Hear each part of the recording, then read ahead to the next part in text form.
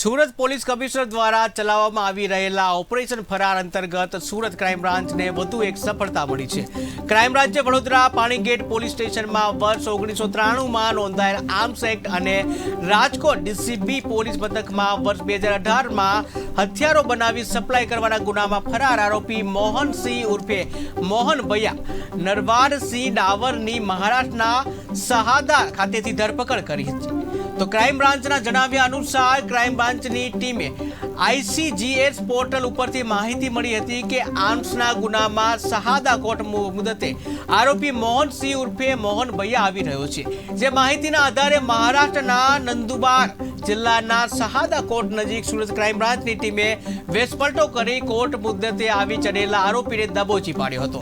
જે આરોપી વિરોધ વર્ષ 1993માં વડોદરાના પાણીગેટ પોલીસ સ્ટેશનમાં એક પિસ્તોલ અને 4 જીવતા કારતીસ અંગેનો ગુનો નોંધાયો હતો।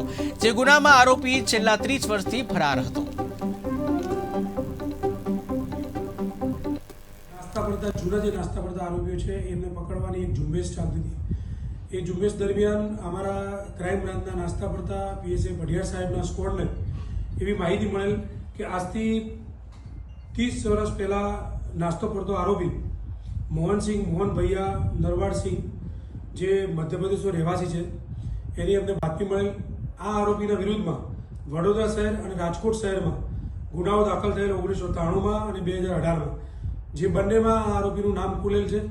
એ આરોપીની બાતમી મળતા PSIની ટીમ ત્યાં જઈ અને આ આરોપીને પકડી પાડેલ છે અને આ આરોપીના વિરુદ્ધમાં જે તે વખતે 70નું વોરંટ પણ કાઢવામાં આવેલું છે અને 30 વર્ષ જૂનો આરોપી ક્રાઇમ બ્રાન્ચની ટીમે પકડી પાડેલ છે। આ આરોપી આર્મ્સ એક્ટના ગુનાઓ છે જેના વિરુદ્ધમાં રાજકોટ અને વડોદરા શહેરમાં આર્મ્સ એક્ટ વિરુદ્ધના ગુનાઓ દાખલ થયેલ છે। તે વખતે વડોદરા શહેરમાં એમની પાસે એક પિસ્તોલ અને કાર્ટીજ 4 મળેલા।